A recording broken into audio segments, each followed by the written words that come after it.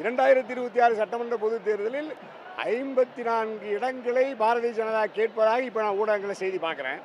அப்போ வெறும் நோட்டாவுக்கு கீழே இருந்த பாஜக, 1 விழுக்காடு 2 விழுக்காடு 3 விழுக்காடு வாக்குகளை வைத்திருந்த பாஜக, ஒன்றிய மோடி அமித்ஷா அரசு அல்லது பாஜக இப்பொழுது 54 இடங்களை தமிழ்நாட்டில் கேட்கிற அளவிற்கு அவர்களுக்கு அந்த துணிச்சல், அந்த வலிமை எங்கிருந்து வந்தது?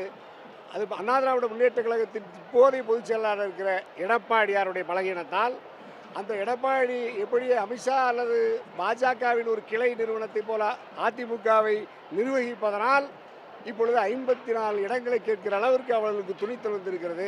54 தொகுதிகளை பெற்றாலும் வெற்றி பெற முடியாது. 234 தொகுதிகளிலும் பாஜகவை தனித்து நின்றாலும் வைப்பு தொகை டெபாசிட் இழக்கிறது உறுதி. தமிழ்நாட்டு மக்கள் அதற்கு அணியமாகி வருகிறாருங்கிறது தான் களச்சூழல் காட்டுது. ஆகவே 54 என்கின்ற அந்த எண்ணிக்கையை காட்டி எடப்பாடியை அல்லது அதிமுகவை அல்லது தமிழ்நாட்டு மக்களை அவர்கள் வசீகரிப்பதற்கு, சூழ்ச்சி வலையில் வீழ்த்துவதற்கு எத்தனிக்கிறார்கள். தமிழ்நாட்டு மக்கள் எச்சரிக்கிறார்கள்.